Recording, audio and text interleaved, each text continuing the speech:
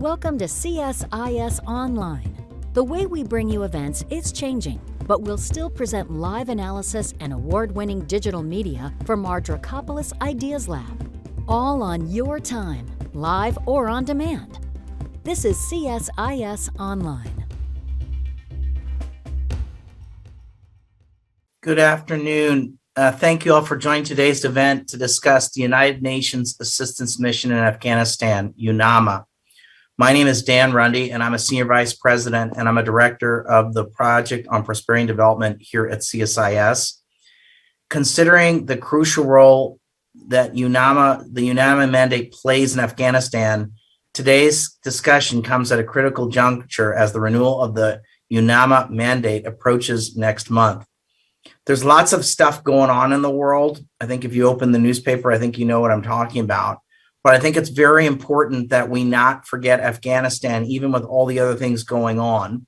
And the multilateral system in the United Nations plays an important role. And that's why we're hosting this event today.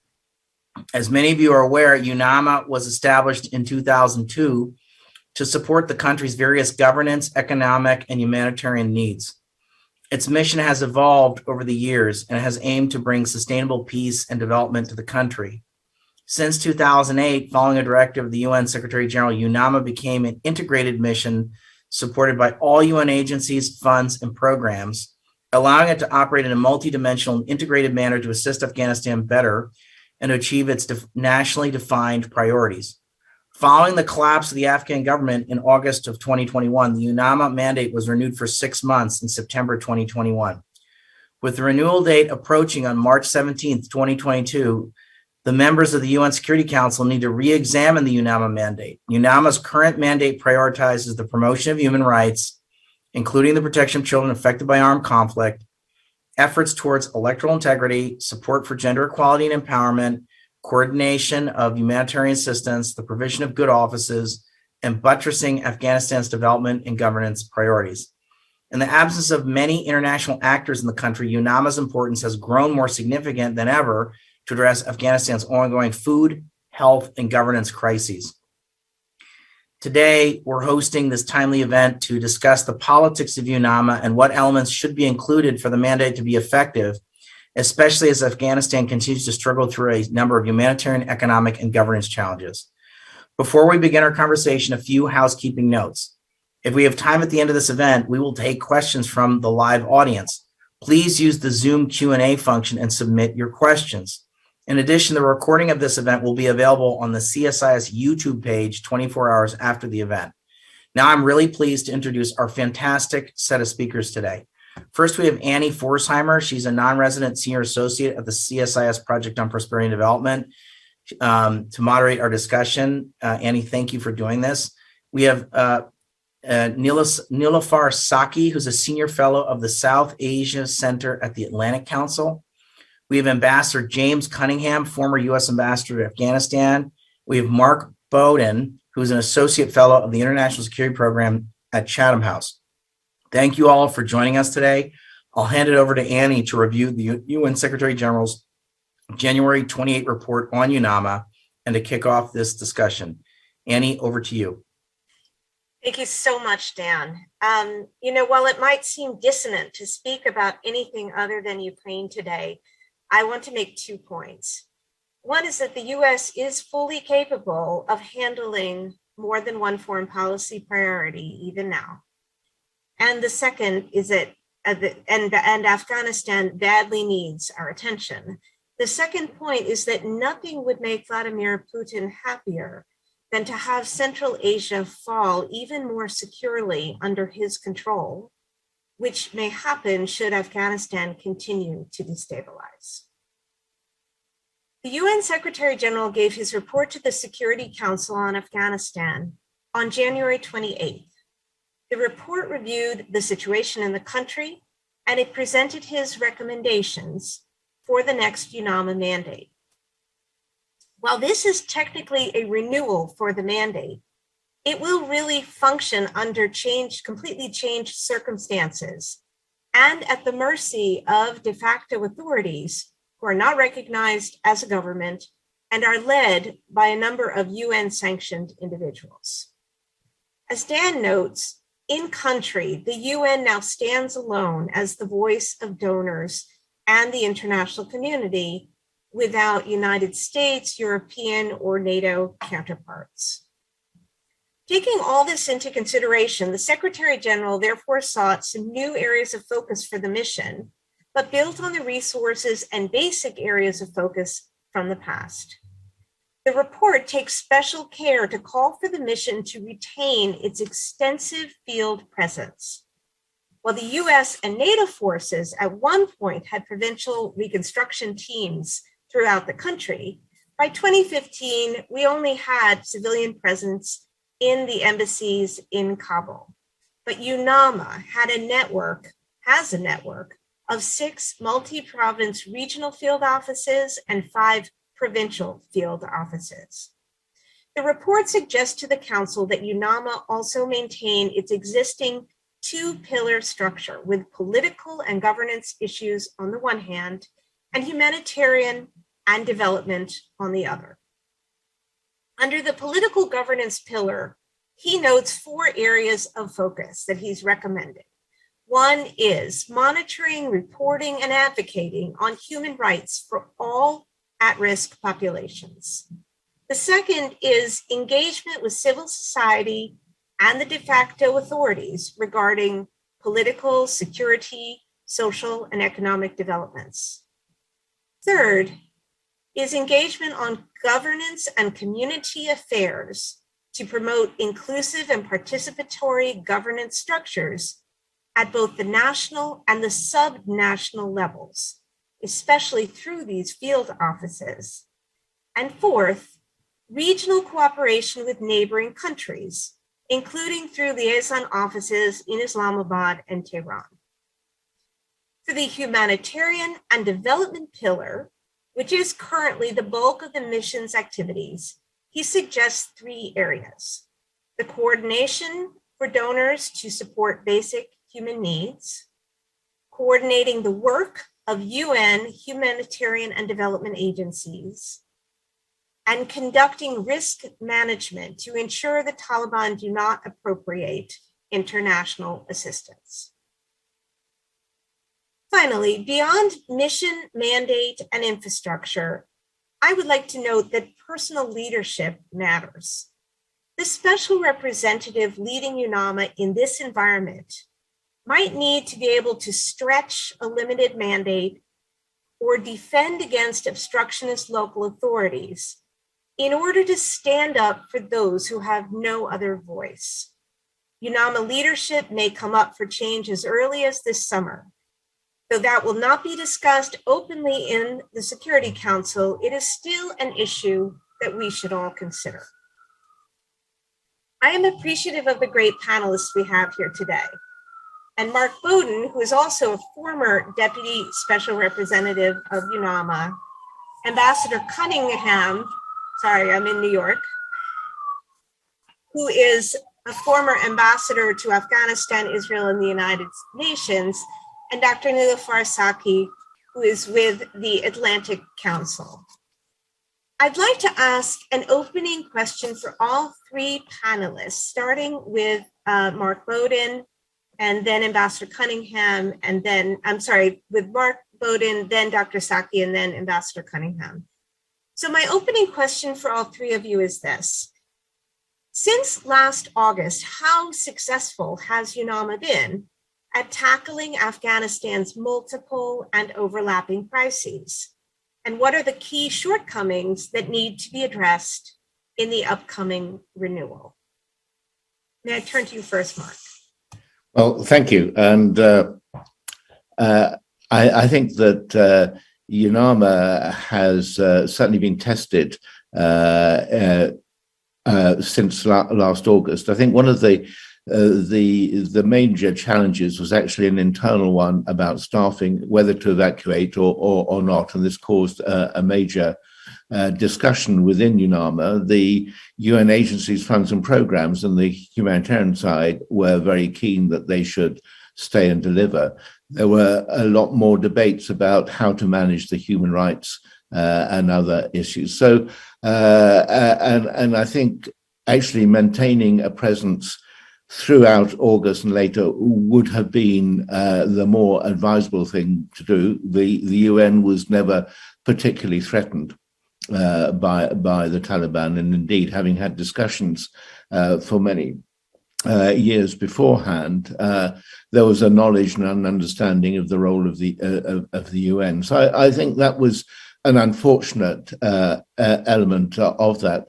The main challenge they face, and which they're trying to address now in terms of the restructuring that's proposed, is that the coordination structures that were in place before collapsed. So donor coordination has been a far bigger problem for them, and I think it's now important to look at the future in terms of developing a different sort of coordination architecture that will allow UNAMA to play a more effective role. I think my final point on this issues of how we handle things. I mean, was that I think there was a very good assessment of the humanitarian situation. And an awareness of the challenges that would pose. And the UNAMA has done quite a lot to strengthen itself in terms of analysing what is a very much more complex humanitarian crisis now than UNAMA has ever had to face in the past. Thank you very much for that, especially your on-the-ground experience. Dr. Saki, the same question for you. How well do you think UNAMA has managed these multiple crises, including humanitarian, human rights, et cetera, and what are shortcomings that you think should be addressed? Well, thank you. Thank you, CSIS, for having me today. If you allow me to give a little bit of background in order to actually lay out the answer for your question. Is that okay? Yes. So circling around. Yeah, so exactly around that. So first of all, let me express my concern about what's happening right now. I really hope that I really think that Ukraine deserves full attention at this point, but I hope Afghanistan will not be forgotten just during this particular time when its country is facing numerous challenges. So after the Taliban takeover and the collapse of the republic, I think Afghanistan has entered into a series of new challenges, and that is humanitarian and development crisis that we all have a number of reports to refer to. Based on the crisis that exists in the country, which is one layer is humanitarian crisis and the other is development crisis, I would see UNAMA's role, including UN agency roles, to be more active at this particular time, as they can play an active and effective role. And I think they should have two layers of engagement, which I haven't seen since last at least 7 months that they have been on the ground. First of all, the response to humanitarian crisis. Of course, that is a dire need. And according to a number of reports, 22 million people in Afghanistan face hunger crisis. There was a complete collapse of the health sector and many other challenges that has been the legacy of the devastating legacy of all the conflicts. So based on that, UNAMA's engagement have been, I think, limited in terms of giving access to the humanitarian services. First of all, they had a target distribution of aid throughout the country, where most of the remote areas of the country were not able to access to those packages, whatever packages they had. And there hasn't been a flat distribution of the resources. Second, there hasn't been a very concrete mechanism of monitoring mechanism in place in order to see how the humanitarian packages were distributed, and if the people really had accessibility to those packages, especially to the remote areas. And by the remote areas, I mean districts and villages on the very far who really deserve those needs. And the third, I think, the lack of coordination with the civil society of Afghanistan and other local actors like CDCs, like there were community development centers who, in some provinces, those community centers were active. In some provinces, Taliban targeted and closed them. So there was lack of kind of coordinating mechanism to create that coordination. So On the other hand, I mean, I don't want to neglect and undermine all the efforts that UN has done and transferring the humanitarian services, which I'm thankful to that. So that has been, I think, the major challenges: lack of coordination with the civil society and broadly civil society. And by civil society, I don't actually mean the 4 major or 5 major cities, but going beyond that, like CDCs, community development centers, who used to be involved in humanitarian activities in the past. And also the lack of monitoring, a very concrete monitoring mechanism in place, plus the target distribution of humanitarian services rather than the flat distribution. They were the 3 major challenges that I have seen. Now, yes, how effective they were, as I mentioned, according to recent report of the United Nations, they have given 2 billion of humanitarian services to the country since the collapse of the republic and the takeover of Taliban. But still, there's a lot of other needs also in this particular sector. I would like to stop here and then I'll continue with the rest going forward. Well, thank you. Yes, we will definitely get back to you on a lot of the important points that you're raising.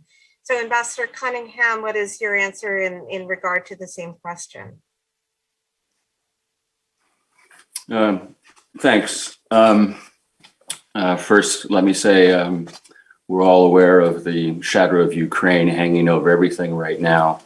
And my heart goes out to the Ukrainians and our Ukrainian friends there. But as you said, Annie, you know, we can and we must deal with different crises at the same time. In my view, they're actually kind of related. They have to do with values and with people and societies that we've supported and should still be supporting against authoritarian powers. And that's what I'm afraid the future of the next years is going to be about around the world. As for the role of UNAMA, I think I don't want to focus on what they've done or they haven't done well. They're in an impossible situation. Great deal of different conflicting imperatives, directions, suggestions, and the tasks before them are enormous. We have the collapse of a system that was developed over years, including the UN's role in development and humanitarian assistance, and that needs to be reconstructed somehow. And my take on it is that that's a very difficult job, but it's slowly coming together. A lot will depend on factors that are outside the UN's control, and the mandate is not a determining factor. The determining factor will be the willingness of the donors. Mark and Nilüfer have both talked about the need for coordination of the donors. That's more important now than ever, I'm sure. And UNAMA is the place to do that. That's for certain. There's also a very crying need to find a way to start injecting liquidity into the financial system and the economy. And I think the people who've been arguing in the last couple of weeks that yes, there is a humanitarian need, but Afghanistan can't dig out of the hole the Afghan people are in without a functioning economy. And what needs to be focused on as much as getting food to people who need it and medicine to people who need it, there needs to be a way to restart business activity and reopening of the banking system and that sort of thing. So the Afghan people can start taking care of themselves, which is what they're going to have to do. And what I'm afraid of in the future is not that we will necessarily, because of Ukraine, lose attention on Afghanistan. I'm afraid that if there is not an Afghan process going forward past this, into this summer and into next year, the sense of urgency and willingness on the part of the donor community won't be there. And that's up to the Taliban. And that's something that they need to realize. Time is not on their side if they actually intend to govern a country that they don't have any idea of how to govern. And they've got to wrap their minds around that somehow. And that is a role that UNAMA, the UN system, can help play going forward. Not right now, probably, but in the times ahead.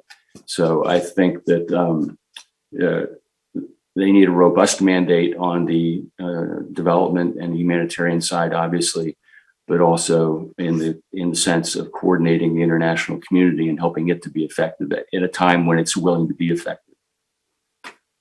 Thank you all. And I think we'll pick up on a lot of these themes. I'd love to get into a few more specifics with each of you.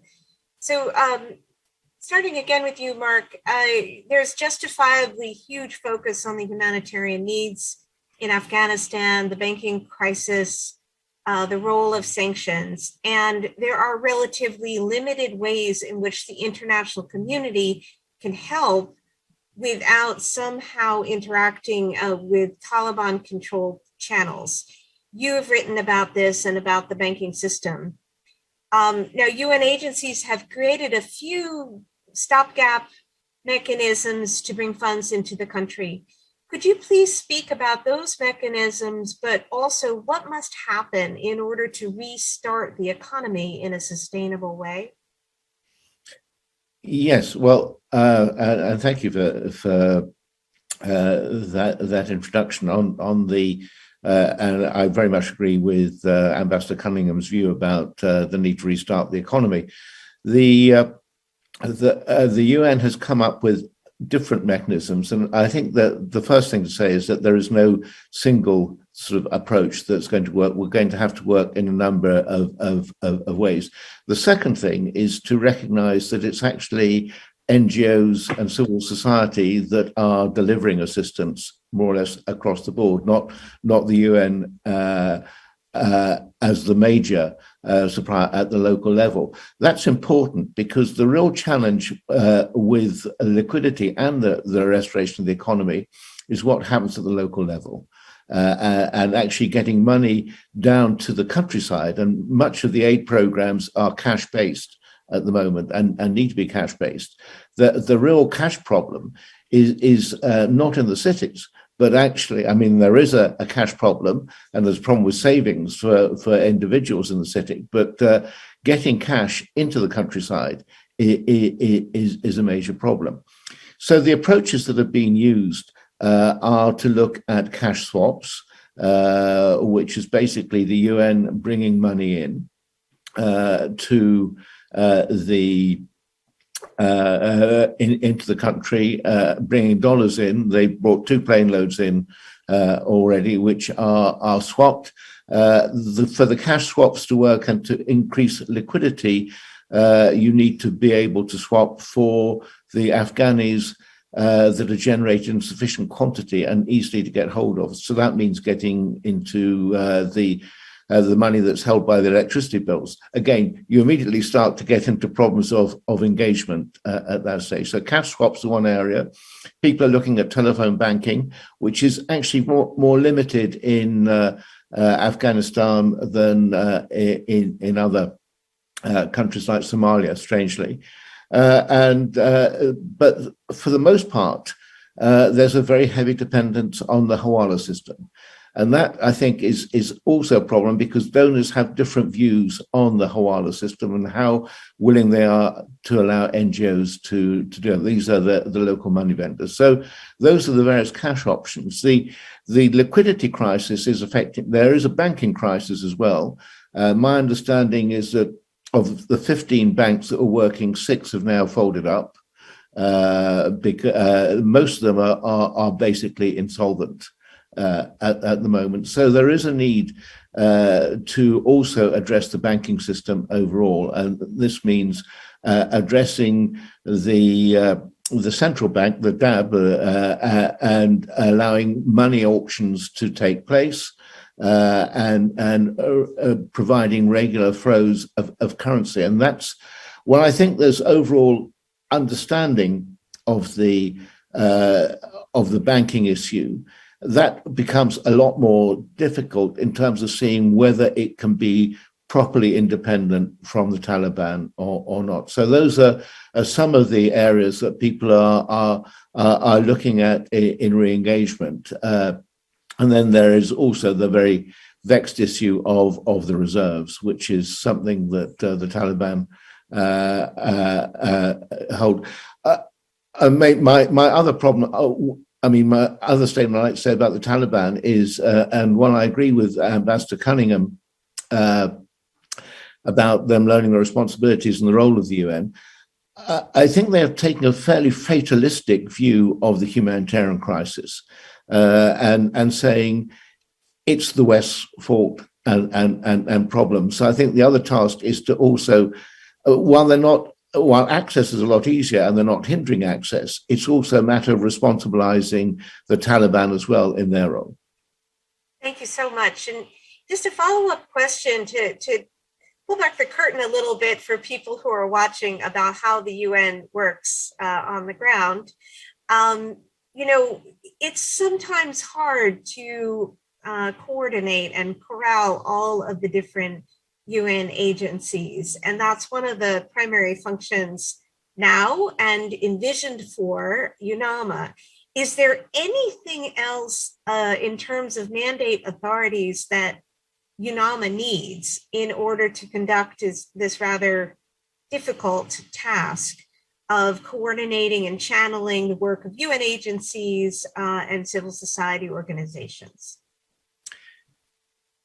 Well, I think the regional offices are important, and UNAMA suffered a series of cutbacks over years, and I was forever protesting about the cutback on the field presence of UNAMA, and that certainly needs strengthening and supporting, and coordination needs to be better organized at the local level. It tends to be far more a national level coordination. So I think that will be the key issue. And if the mandate could better support the way that regional offices function and outline some of their responsibilities, I think that will be a useful addition to the mandate. Thank you. Thank you so much. Dr. Saki, I'd love to turn to you. So although the Taliban ostensibly wants political recognition, they are propagating human rights violations, violence against civil society. The Afghan media has been intimidated or silenced. Female protesters have gone missing. How do you see the UN playing a role protecting and amplifying the views of civil society, and particularly threatened individuals, using what they can of international pressure?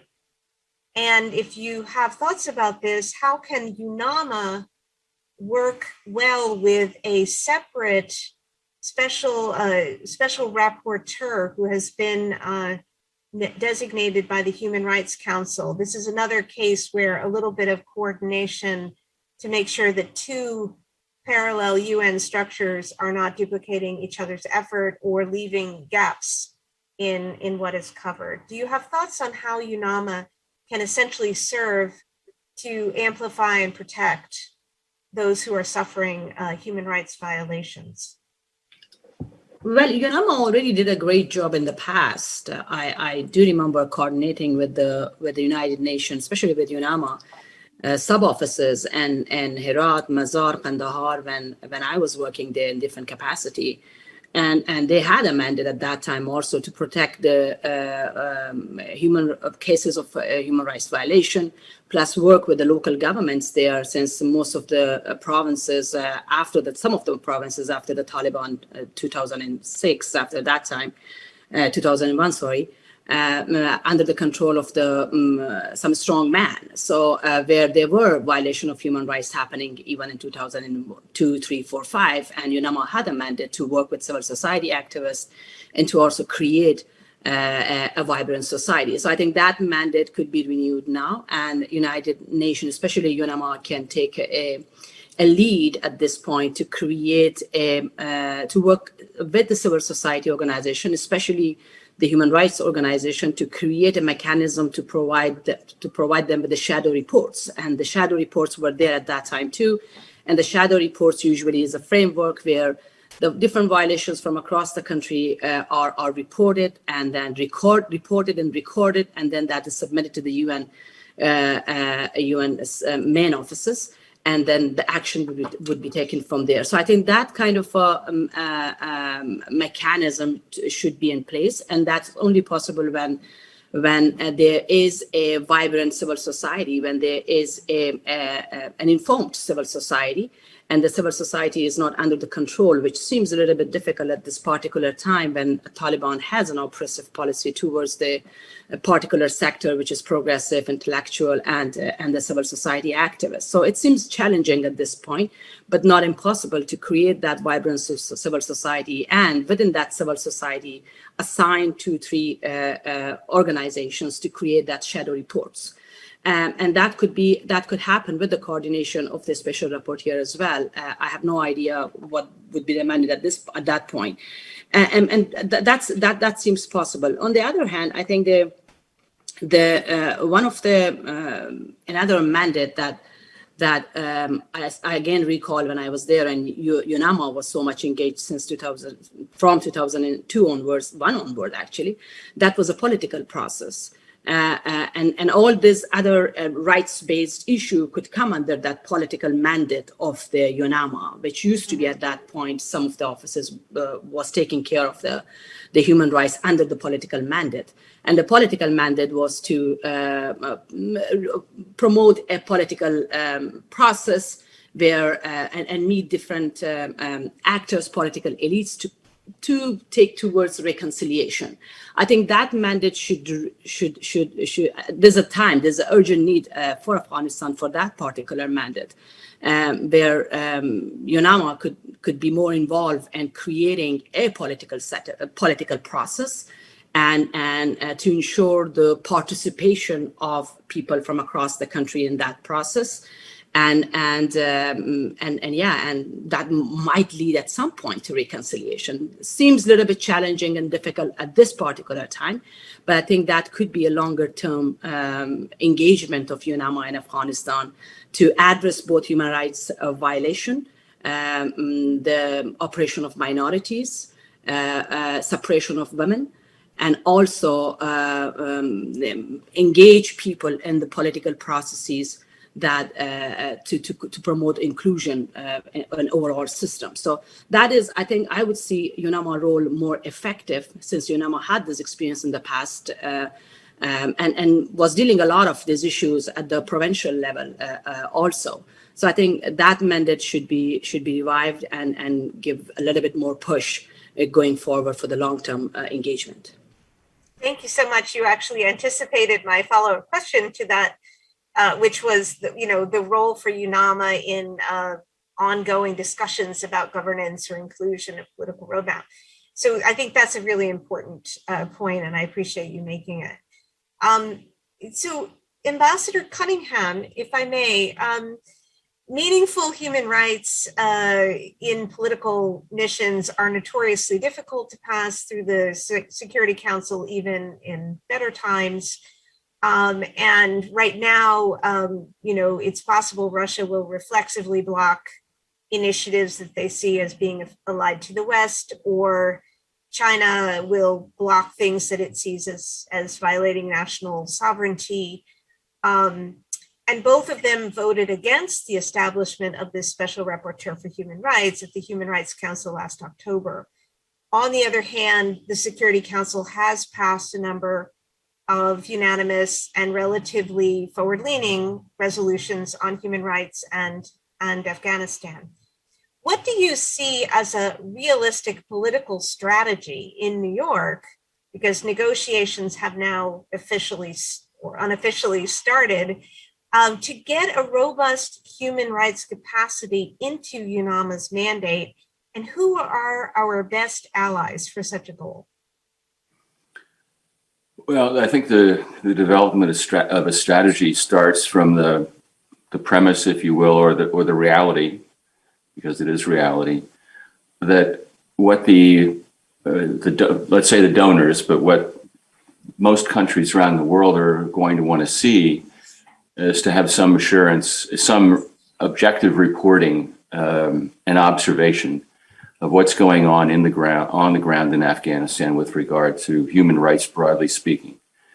And that means women's rights, obviously, but also human rights just in terms of arbitrary arrest and detention, freedom of the media, ability of people to move, all those kinds of things that the Taliban had suggested during the negotiations and since that they would be interested in promoting, and which evidence dictates are, shall we say, struggling at best at the moment, and will be for the future.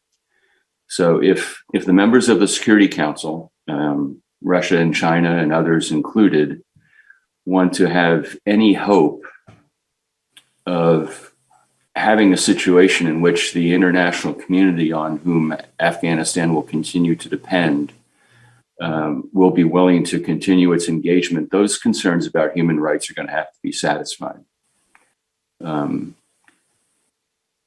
They're either going to have to be satisfied, or they're going to have to be demonstrated to be under observation and promotion.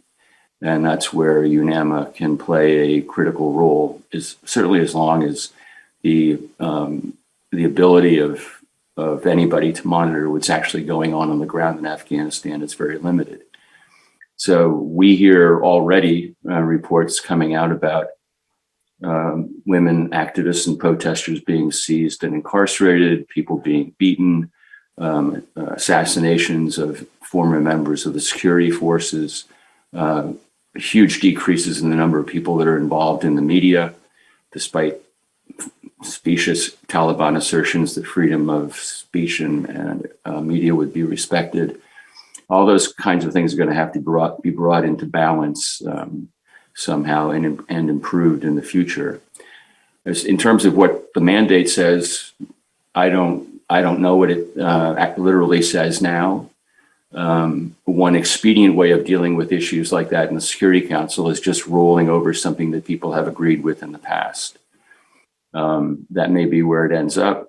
I have no idea whether China and Russia are going to want to be in a fight with the United States and others in the Security Council over human rights in Afghanistan, and the expectations that all of us mostly have already signed up to in terms of what the goals are in Afghanistan and what our expectations are of the Taliban before we even have any kind of serious discussion about legitimizing the government and recognizing it. Right now, there is no legitimate government in Afghanistan. It's on behalf of all the members of the international community. If that's going to change in the future, then the situation of the Taliban is going to have to change. And UNAMA will play an important role in providing us some kind of assurance about what's actually happening in the country and in lobbying for the things that we need.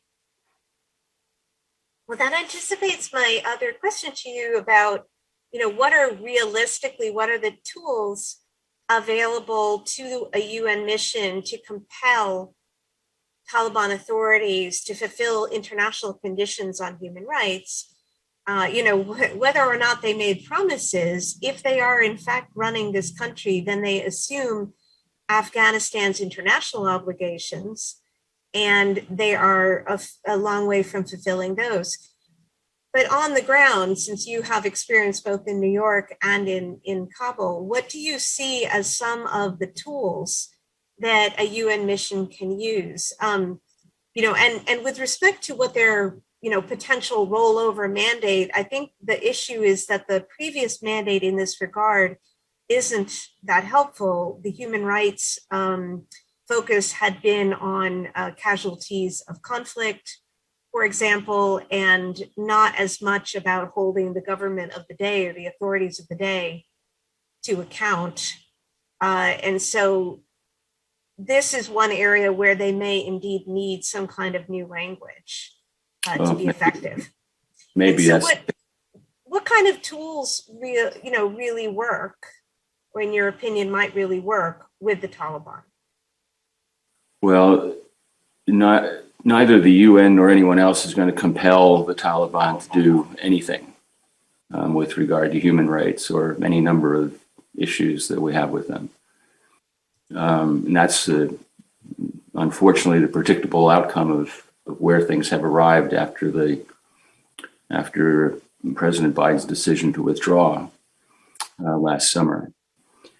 What the UN can do is dependent on what its members will do and allow it to do.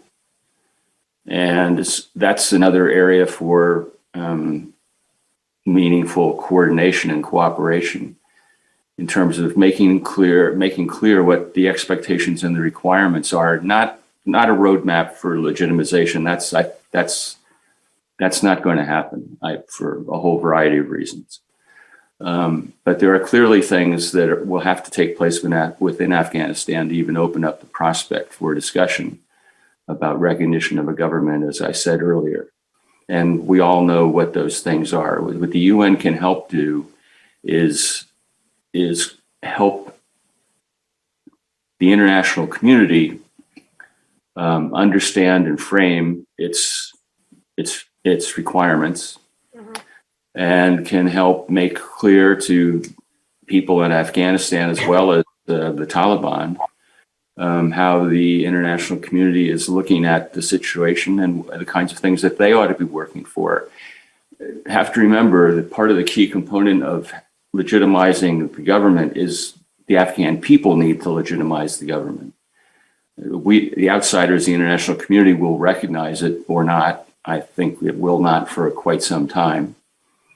But it is the legitimacy of the Afghan people that will be determining in the end, and for the Afghan people to make clear their demands and their requirements for the kind of society that they want to develop and see develop under this new dispensation. So that's the onus is really in a fundamental respect on Afghans, and the UN can play a very important role in having that conversation between the international community, the Afghan people, and the Taliban. Thank you so much, Ambassador. Just any other inside New York speculation about countries that may be helpful on the Security Council?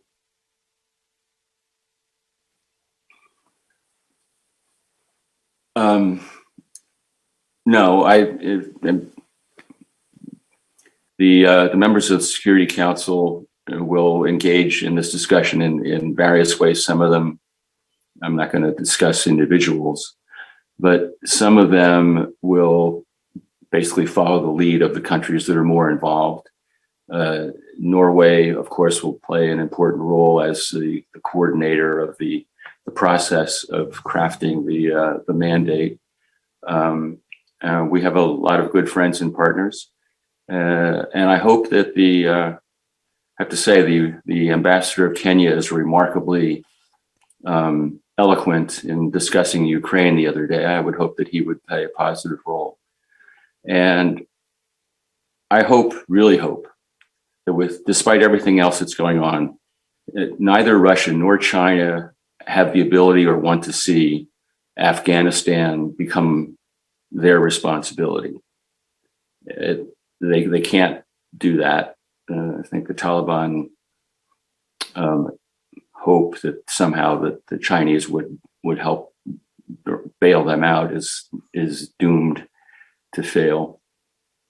So if the Russians and the Chinese want to see any kind of hope for stability in Afghanistan and the region, they should avoid creating obstacles in a process that's designed to promote that very goal. Thank you so much. I could go back to you, Mark, on an issue that has been raised now.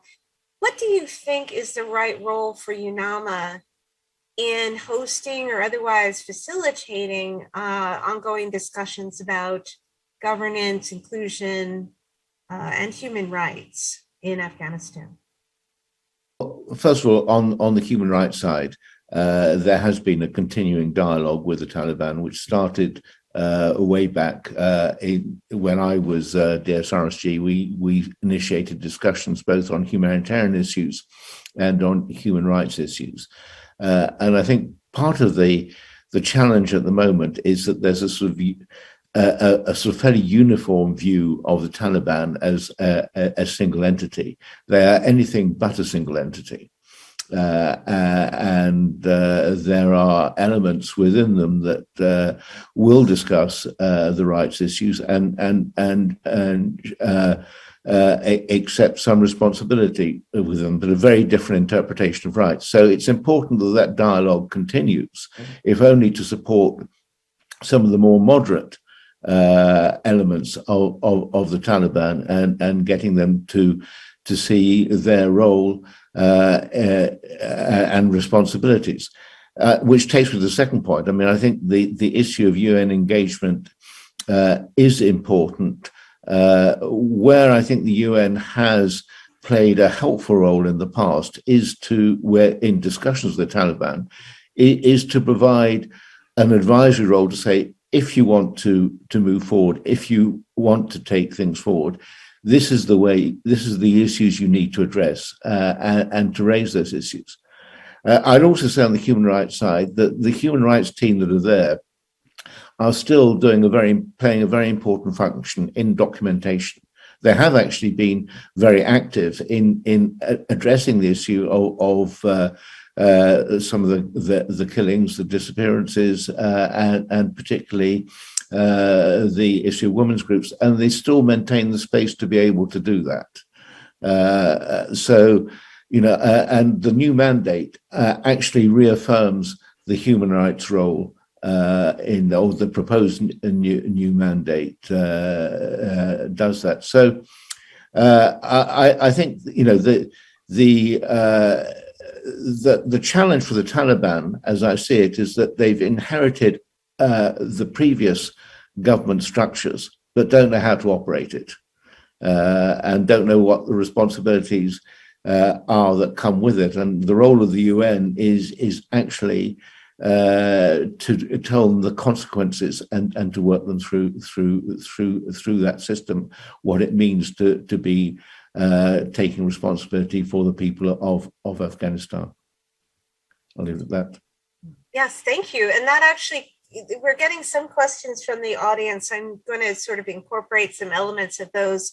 There is some accusation that UNAMA doesn't do enough in this regard. I know your perspective may be that they're pretty limited tools at their disposal, but obviously there's an enormous hunger for an international body that is on the ground and that is pushing back on abuses. And as much as UNAMA can do, there will be a thirst for it to do even more, particularly with the absence of any other really vibrant and powerful group with that same voice. There's even some questions that we're getting about how UNAMA might be doing more to protect people who worked with the West in the past. So not only the activists, but more ordinary Afghans who had jobs in the contractor, subcontractor, embassy, or the government itself. I would not presume, but maybe Mark or Nilufar, would you have any response to that, whether you think UNAMA should be extending some kind of protection to people who worked in the former government or for NATO allies in the past? Well, I don't have any exact answer for the question, but as I think it's mentioned earlier, it's a very challenging and critical time in Afghanistan. And from last 7 months, UN agencies, including UNAMA, they all have been pretty much occupied with this humanitarian crisis the country faced, especially before winter started and now at the midst of this winter season. I have been in a couple of other meetings with the UN agencies, and the whole attention is really to address the humanitarian crisis, which makes a lot of sense at this particular time. People are dying, and that's considered a priority at this point. So therefore, I think there hasn't been much really articulated about the UN role in other sectors, like what we are discussing here about this political role, about the protection of human rights, about now the protection of NATO or the Afghanistan Defense Forces. So there hasn't been really anything articulated so far on that, as far as I know, and as far as I have been in a couple of meetings engaged in such discussion. But I think yes, once that the portfolio is developed and the mandate is developed, but I actually is trying to stress on this political mandate of UNAMA. I think the political mandate of UNAMA can capture these all elements, which is protection of NATO allies and protection of human rights activists or addressing human rights violations and issues relevant to women's suppression. So all that can come under this broader mandate of political engagement of UNAMA, which, as I mentioned, UNAMA has been doing that in the past in Afghanistan, pretty much was having a very effective role in that. So and just another thing which came in my mind, I wanted to just address that about the internal legitimacy and why then there is really need for this political process. I know there is not much appetite at this point internationally about creating another political process for Afghanistan. But I mean, as this passes in Afghanistan and as we see the issues with the Taliban, with the issues with the governance system, the faction and fraction within the Taliban, and different kinds of insurgency that emerge from across the country, which can pose serious threats to the security of Afghanistan in the region, and a number of other non-traditional security threats. Like I was reading news about and reading actually a report about the increase in drug trafficking, the refugee crisis. So this is getting kind of a lot, and we see a number of reports on daily basis which shows the high number and increase in number in all these non-traditional security threats. And now there's emergence of insurgencies across the country, which could pose serious security threats. So from where the Taliban will get this legitimacy when the country, when the population in large face all this traditional and non-traditional security threats from Afghanistan. So therefore, the internal legitimacy would be an issue, and especially now the larger population of the country from different ethnic groups, religious sects, they don't see their presence in the government. So it's created all the identity crisis also in the country, and there's a new shift of security crisis which emerged from this identity crisis from last 7 months. So with all these issues, with all these underlying problems that this new system of the Taliban or the takeover of Taliban has caused, I think there is need for a political process. I know there's less appetite about it, but there is need for an organized political process that could address all these issues, that can bring people together, because what I'm afraid, to be honest, is another war.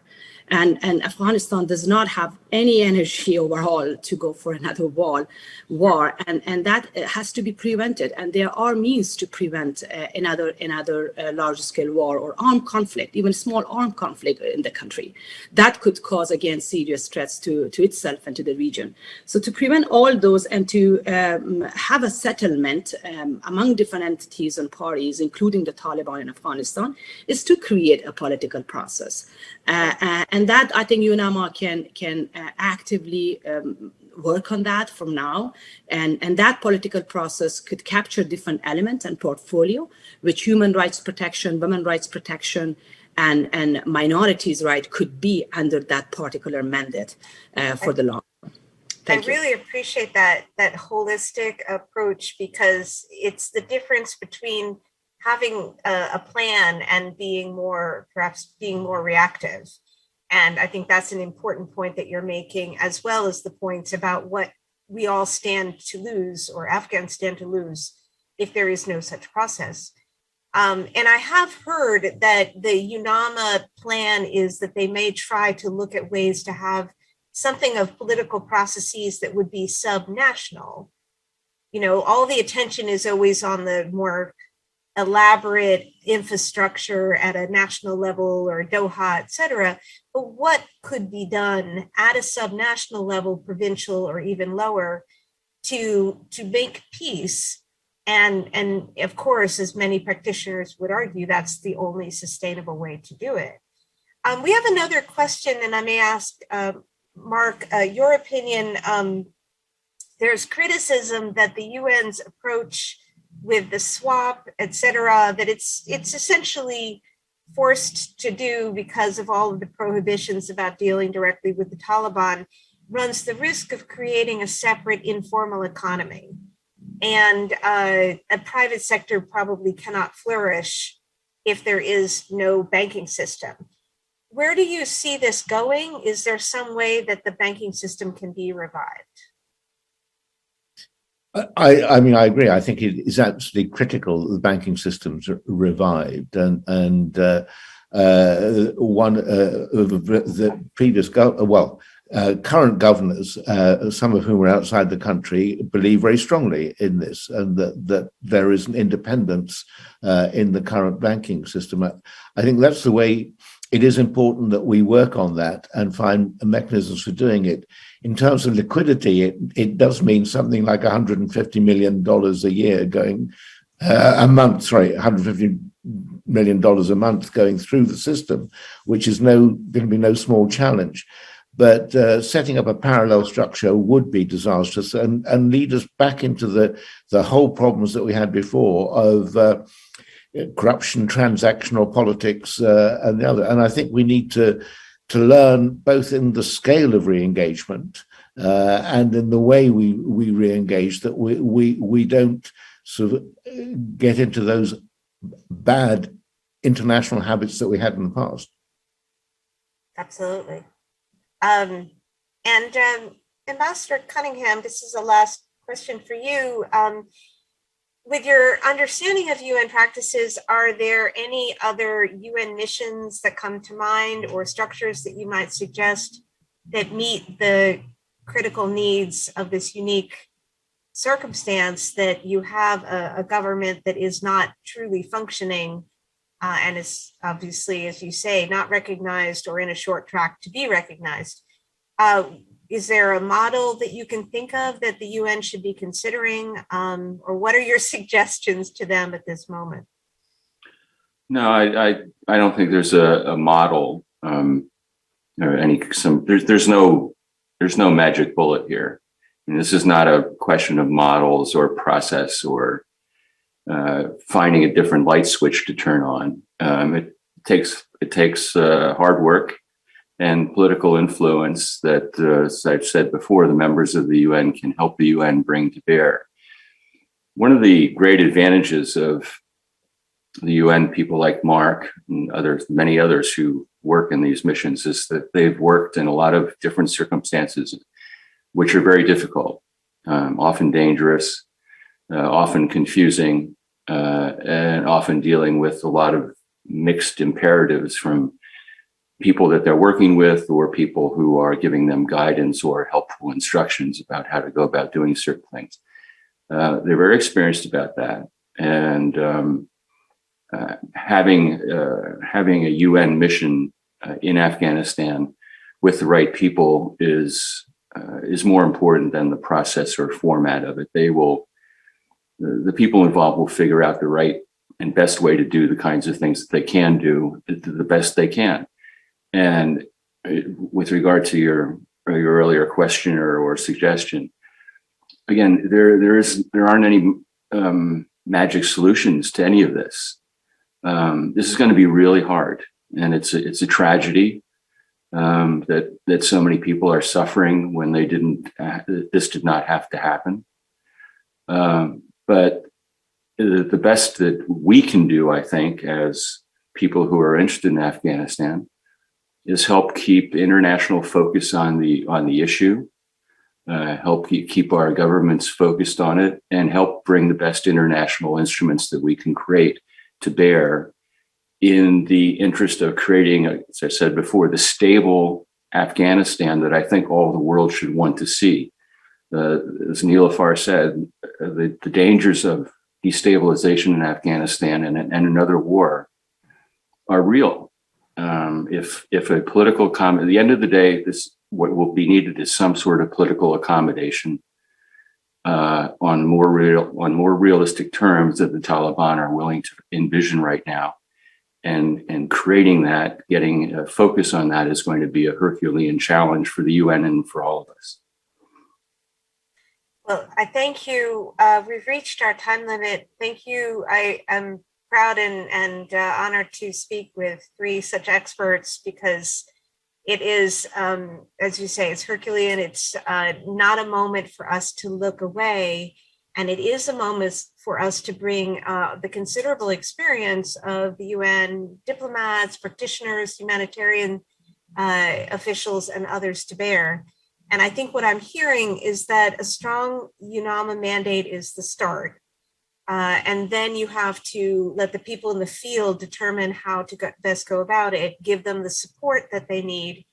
And perhaps, I think, start from the basics at a local level to get the economy right, get the humanitarian distribution right, and perhaps to get the political reconciliation right for the future.